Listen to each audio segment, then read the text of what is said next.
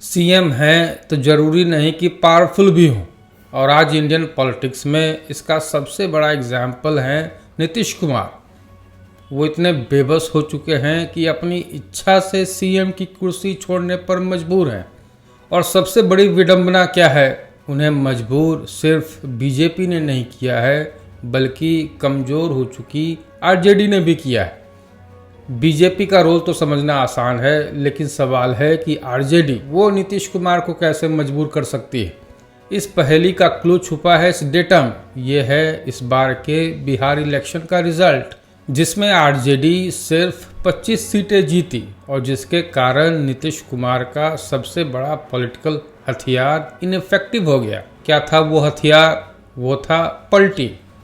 दरअसल नीतीश कुमार की पॉलिटिक्स एक ही स्ट्रेटजी पर चलती रही। वो बीजेपी को चेक में रखने के लिए आरजेडी का इस्तेमाल करते थे और आरजेडी को बीजेपी के जरिए, और ये सब करते थे पलटी मारकर। बीजेपी वर्सेस आरजेडी की लड़ाई का ब्रिलियंट इस्तेमाल कर नीतीश कुमार सालों तक सीएम की कुर्सी पर बैठते रहे। लेकिन इस बार के बिहार इलेक्शन ने नीतीश कुमार के इस 20 साल के जुगाड़ पॉलिटिक्स पर ब्रेक लगा दिया। अगर नीतीश कुमार पलटी मारने की सोचे भी तो सिचुएशन कुछ ऐसी होगी, जदयू और आरजेडी मिलकर भी बहुमत तक नहीं पहुंच पाएंगे, और अगर किसी तरह जोड़ तोड़ कर सरकार बन भी गई तो वो डिपेंड रहेगी कांग्रेस जैसे जूनियर पार्टनर्स पर और आयाराम गयाराम टाइप एमएलएज पर। ऐसी सरकार बैसाखी पर नहीं रहती बल्कि कोमा में रहती है। और नीतीश कुमार अगर सीएम बन भी गए तो उनकी सिचुएशन महाभारत के धृतराष्ट्र जैसी होगी। सियासन तो होगा लेकिन पावर नहीं, और हर क्राइसिस का ब्लेम उन्हीं पर आएगा। ऐसा राजा कौन बनना चाहेगा। ये तो हुई आरजेडी की बात। अब सवाल है कि बीजेपी कैसे नीतीश कुमार को मजबूर कर रही है। इस बार के बिहार इलेक्शन में बीजेपी सबसे बड़ी पार्टी बनकर उभरी।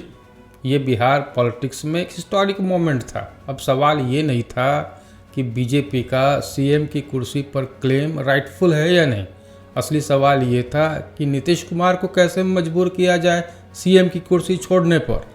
और बीजेपी ने इसके लिए एक सटल तरीका निकाला। नीतीश कुमार को सीएम तो बनने दिया गया, लेकिन रियल पावर्स उनसे धीरे धीरे छीनती गई। सबसे बड़ा एग्जाम्पल है होम मिनिस्ट्री, जो ट्रेडिशनली नीतीश कुमार अपने पास रखते थे, वो भी उनसे छीन लिया गया। और धीरे धीरे सरकार का रियल कंट्रोल बीजेपी के हाथों में शिफ्ट होने लगा। नीतीश कुमार के पास सबसे कीमती चीज़ खोने के लिए अगर कुछ है तो वो पावर नहीं है, बल्कि वो है उनका रेपुटेशन, उनका क्रेडिबिलिटी, उनका लेगेसी।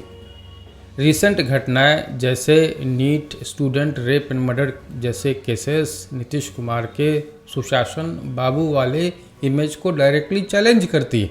अगर नीतीश कुमार की लेगेसी धूमिल होती है तो इसका इफेक्ट केवल उन पर नहीं पड़ेगा, बल्कि उनके बेटे निशांत कुमार के पॉलिटिकल फ्यूचर पर भी पड़ेगा। सच तो ये है, नीतीश कुमार की आज की मजबूरी का सबसे बड़ा कारण है उनकी खुद की पॉलिटिक्स। जदयू एक वन मैन पार्टी बनी रही, ना ऑर्गेनाइजेशन बिल्ड हुआ, ना लीडरशिप पाइपलाइन। सिस्टम इंस्टीट्यूशनल नहीं बल्कि जुगाड़ बेस्ड था, और पॉलिटिक्स में जुगाड़ एक लिमिट तक ही चलती है।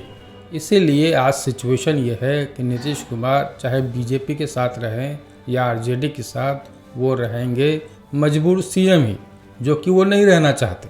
मैं पंकज कुमार, ये यूट्यूब चैनल इंडियन पॉलिटिक्स के स्ट्रेटेजिक मूव्स डिकोड करती है। अगर आप प्रोपेगेंडा नहीं पावर का लॉजिक समझना चाहते हैं तो चैनल को सब्सक्राइब करें। ये सब तो हुई नीतीश कुमार के पॉलिटिक्स की बात। सवाल है कि एज अ सीएम उन्हें कैसे याद किया जाएगा।